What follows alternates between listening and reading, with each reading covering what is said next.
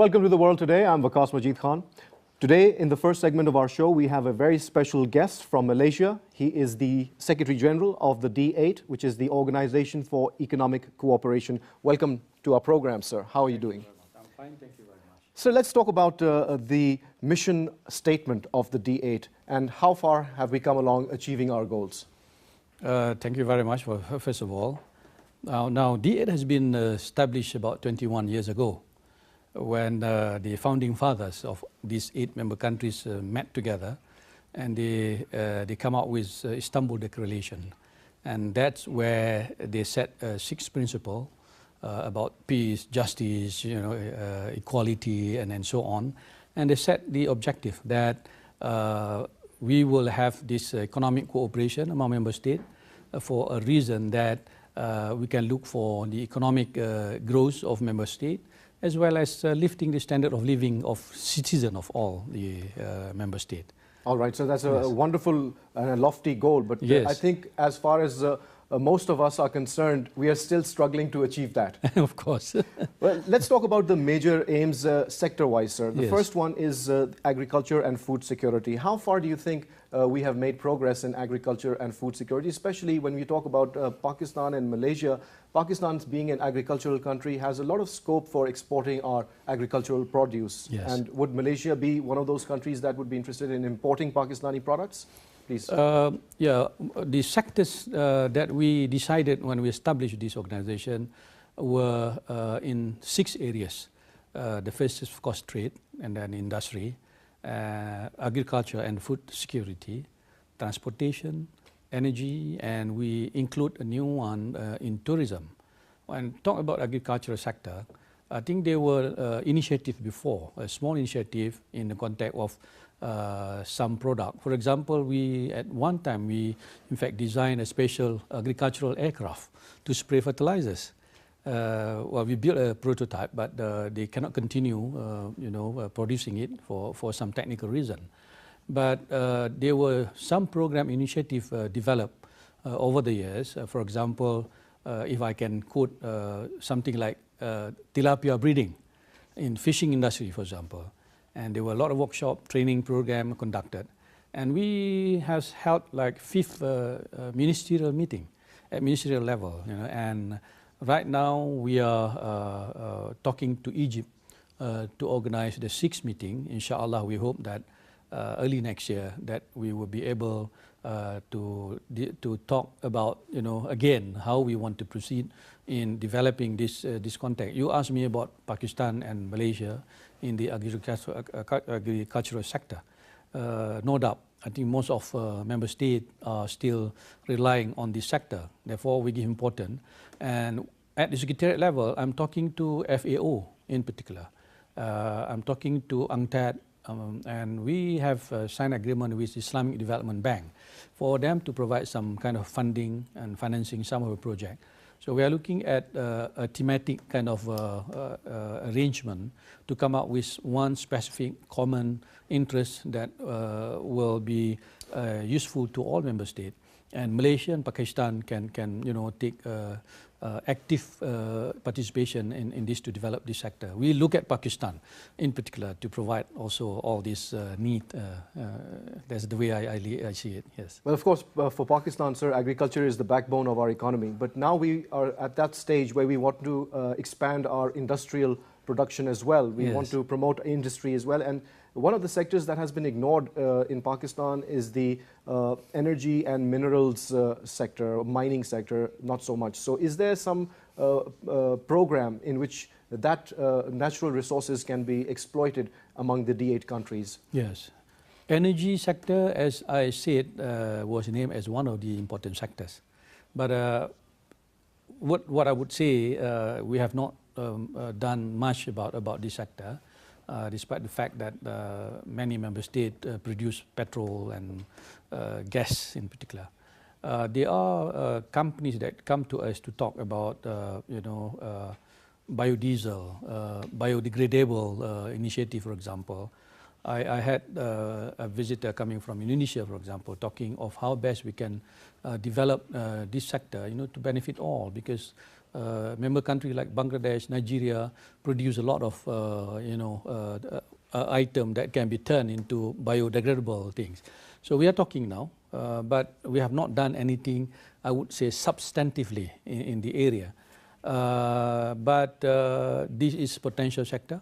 And we are now talking to Turkey. In fact, we have requested Turkey to organize the first, at least meeting among the ministers to set forth in the area of Nigeria how best we can, capitalize on the strength of many member states in developing this sector. Yes. So, in your opinion, how would you rate the level of cooperation among the D8 countries? Would you say that it is adequate, or do you think a lot more work needs to be done? And if so, what sort of work, sir? We have been in existence for 21 years. And I must say, member states have done their best, to contribute. And they are committed to making this organization work and be seen as one successful organization that talk only about economic cooperation, that will benefit all the citizens of the countries. And last year, when we had the 9th summit in Istanbul in October last year, we have come up with a new plan of action, and we developed what we call a decennial roadmap that will bring us right to the year 2030. In that, we have laid out the plan and the strategy that is very comprehensive. And what we need to do now is to implement all these things. And since I came as a Secretary General, and I look at some areas, not to be too grandiose, I must say, because we need to see successful stories. Then we would focus on certain area that we think that will bring result, that we can do it quickly. So one area which I think is important is to work closely with the private sector. And I'm happy to inform that right now in Ankara, there is a meeting that is taking place at the supervisory committee level that we are talking about the PTA, which is preferential trade agreement that we have signed, and also custom agreement that we have already signed, with a view that we can finalize it, that all will ratify it, and for once we can have the instrument and the tool, to encourage a better trading, inter-trade between all member states. So these are being in the pipeline.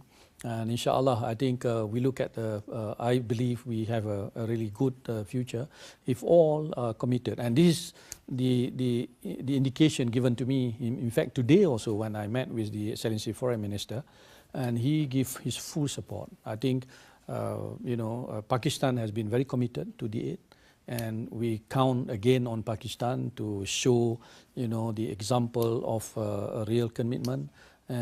And I also met today with the Federation of Pakistan Chambers of Commerce and Industry, and the whole delegation came, today, and we had a very good meeting, and I was assured of a full support.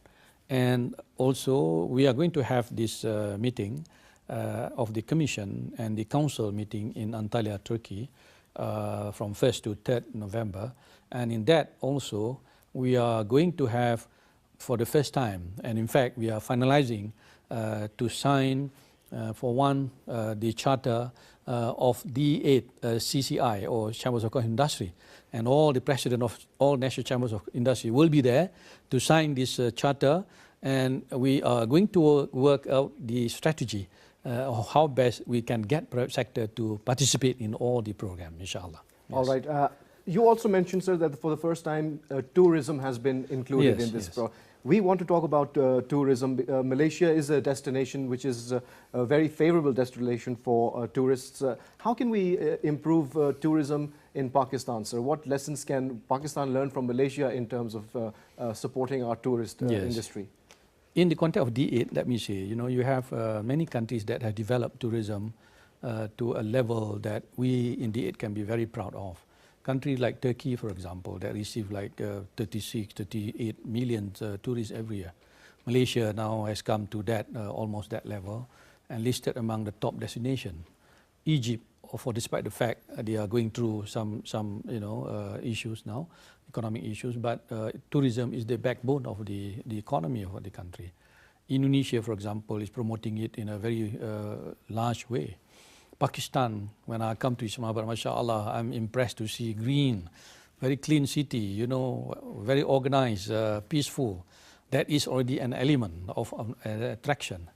In the context of Malaysia, if you ask, we don't have that many kind of historical, archaeological kind of sites.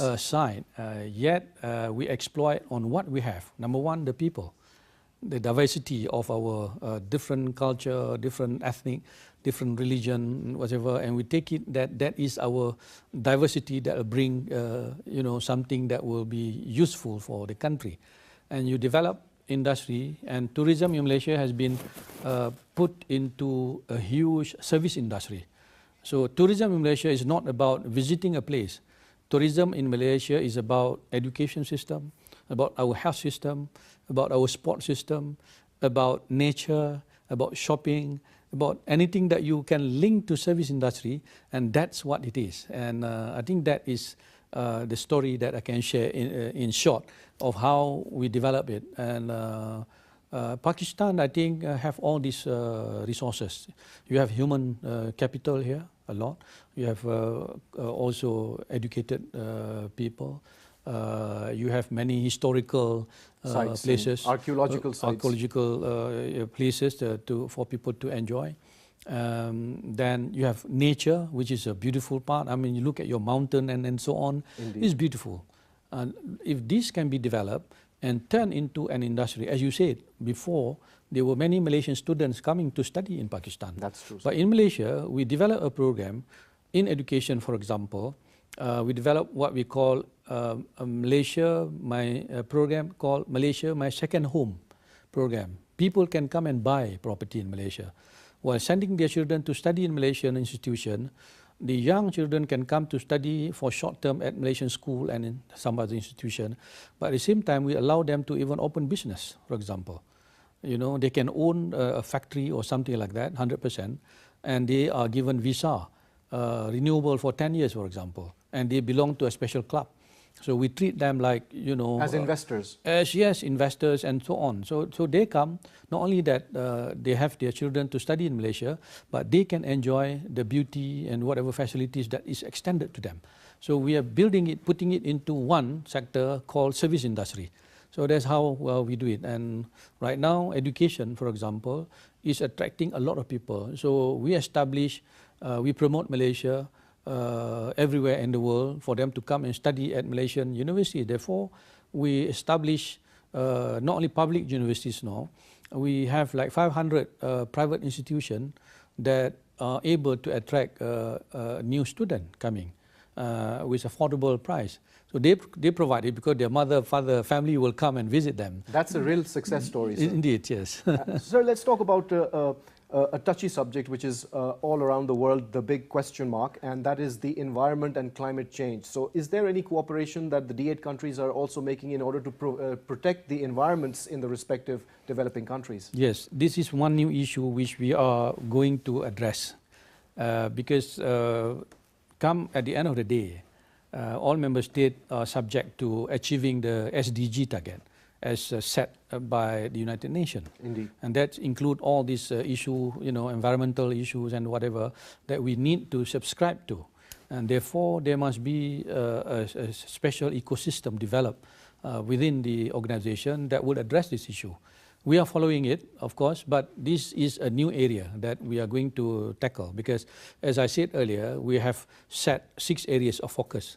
We are not that ambitious, you know, it's not easy to reach all the target, but we are talking now about the science and technology, we are talking about health sector, for example, we are talking about these environmental issues, we are talking about some other, you know, NGOs, we are talking about youth and so on, we are talking about education, for example.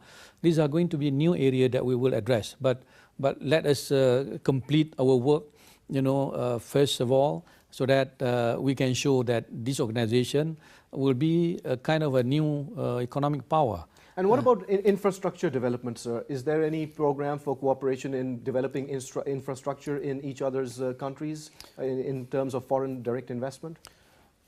Investment is one interesting point that must be developed. And I know that bilaterally, many countries are working closely together. For example, I know Malaysian companies are doing some business here in Pakistan.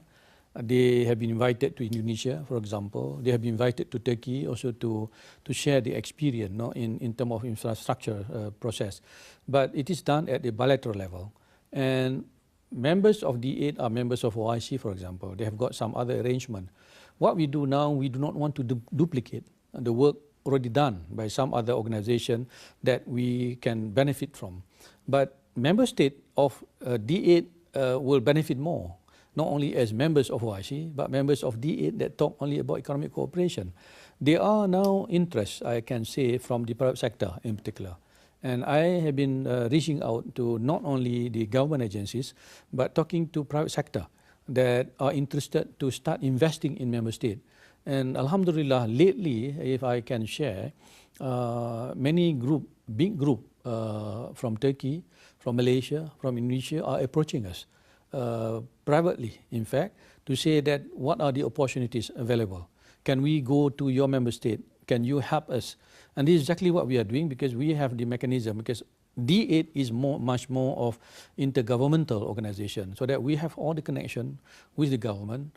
At the same time, in the charter, it says very loudly that you have to develop a complete active participation of private sector, because that is the engine of growth. Absolutely. And this is exactly what we are doing right now. Inshallah, I think we'll be looking into all these areas of interest. Well, Dato Jaafar Saab, it was a pleasure to have you. Thank you very much. Thank you very much. Giving us your time and sharing your views with PTV World.